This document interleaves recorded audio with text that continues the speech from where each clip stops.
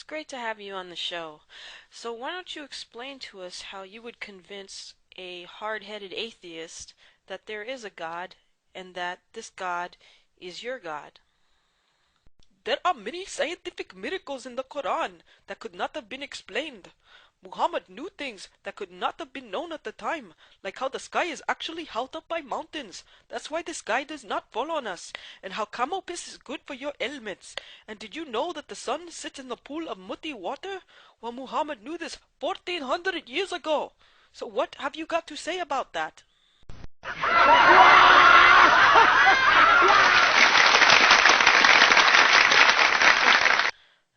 Thank you, Doctor. That was very interesting. So tell us, we're always hearing that Islam is the religion of peace, but what about 9/11 and the Remember the 777 bombings Crusades? and the Madrid No, please bombings stop. and the Remember Bali the bombings? Crusades. The And take a Crusades. look at Sudan and Remember the Darfur. Crusades. You cannot blame us for 9/11. It was an inside job by the Jews who just happened to be Saudi Arabian. And remember, Jews are the ones who are willing to commit suicide just to take other people down with them. Muslims never do this. And you always seem to forget the Crusades. You cannot blame us for any of the atrocities being done around the world today.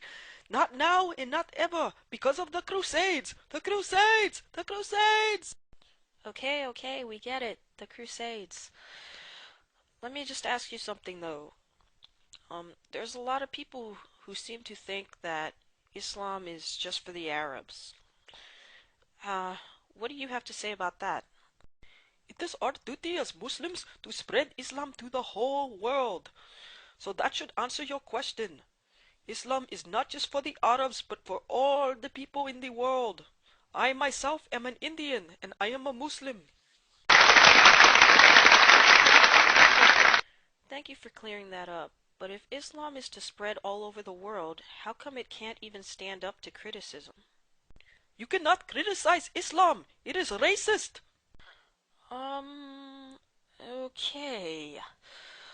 I understand that part of taking over the world means spreading Sharia law to every nation, which means women could get beaten and raped for not covering up. Yes, but you must understand, rape is very rare in Muslim countries, and that is not just because husbands are allowed to rape their wives, or because women risk being stoned to death for reporting rape, but it is because Muslim women do not show their hair like you filthy Americans do. If a woman does not cover up, then she is telling the man it is okay to rape her, and that's all we can think about. We are just animals after all. Thank you, Doctor. But please tell us, why is it that Islam is the only religion that can't seem to be translated into English? If we find any inconsistencies in your book, any errors whatsoever, you tell us that we have to read the original Arabic, but obviously most of us don't know Arabic, even most Muslims don't know Arabic.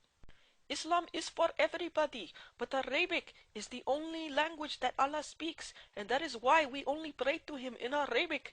It is an insult to pray to Him in any other language, because Allah cannot understand you. And no, you cannot criticize the English translation of the Quran, even though we Muslims criticize the English translation of the Bible, but that is besides the point. Islam is for everyone.